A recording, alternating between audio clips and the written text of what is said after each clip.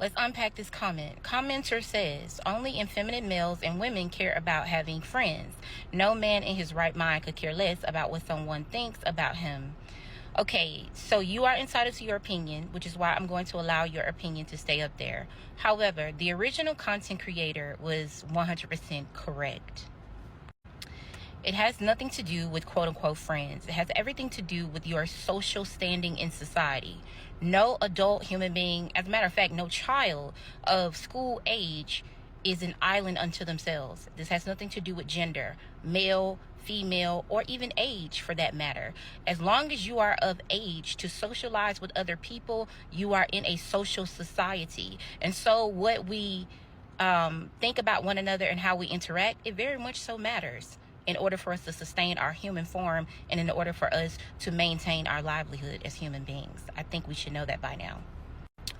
Which is why men and women who are insecure has nothing to do with your masculinity or femininity. And if that is, because I don't know what your gender is, if that is something that you question, you may want to look into that a little bit deeper. But as it pertains to masculinity and femininity, it has nothing to do with being effeminate. It has everything to do with being insecure.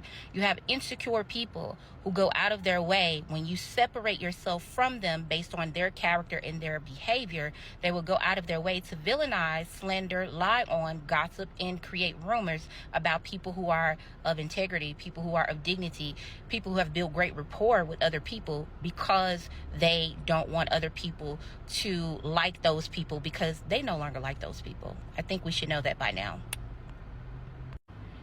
If none of this really mattered, there wouldn't be a such thing as defamation of character in civil court. Civil court has an opportunity for people who have been defamed to seek recompense and to sue people who have slandered them, lied on them, or who have done anything maliciously against the facts or against real evidence, because a lot of people who have had their lives turned upside down based on lies.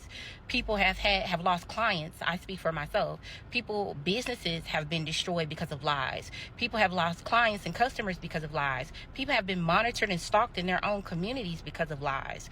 People have been reprimanded and lost their jobs because of lies. People have had friends, family, even their mates and things of that nature question who they were based on lies. And so your whole entire life can be flipped upside down because of a lie.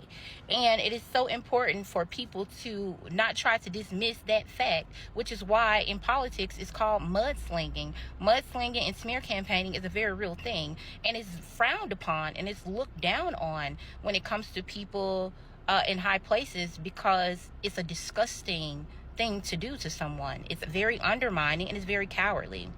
The Bible, let's go to the Bible. The Bible, Proverbs 22:1 says, a good name is to be chosen rather than great riches, loving favor rather than silver and gold. And Ecclesiastes 7:1, it says, a good name is better than precious ointment, and the day of death than the day of birth. So when we're looking at these things, the way that they're interpreting this, they're saying that a good reputation is more desirable than wealth, and that an honorable reputation is a better way to keep God's law. And then it says,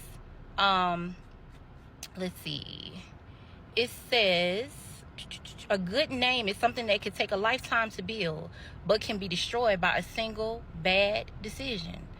And sometimes a single bad decision can be you associating with people who you think mean you're good, but we grow in different directions in life, and we decide to move on.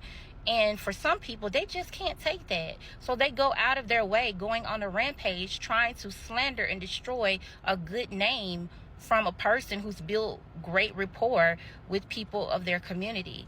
And so in those situations, luckily for us, we do have law in the court of law, and we do have law in the court of spirituality.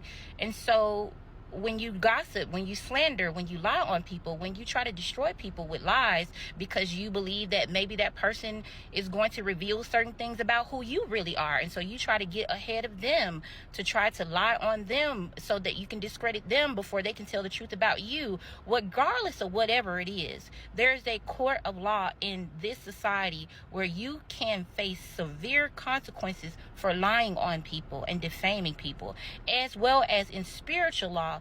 Gossip and slander is manipulating favor from people because you don't like them and you won't, or they won't allow you to exploit or abuse them, or they've just decided to go their own way and you're hating on them, or whatever you want to call it. But even in spirituality, you reap what you sow. So just like Kendrick Lamar says, don't tell lies on me and I won't tell the truth about you. Well, whatever's done in the dark always eventually comes to the light. So it will be a balancing act and an equalizer effect in this society when it comes to lying on innocent people. So please don't try to dismiss that as an effeminate male or whatever, and people shouldn't care. You should very much so care about a person lying on you. And if they have done any damage to you, if you can prove it in the court of law, I would definitely say try to receive recompense for everything that was stolen or everything that was ruined from you as it pertains to your good name.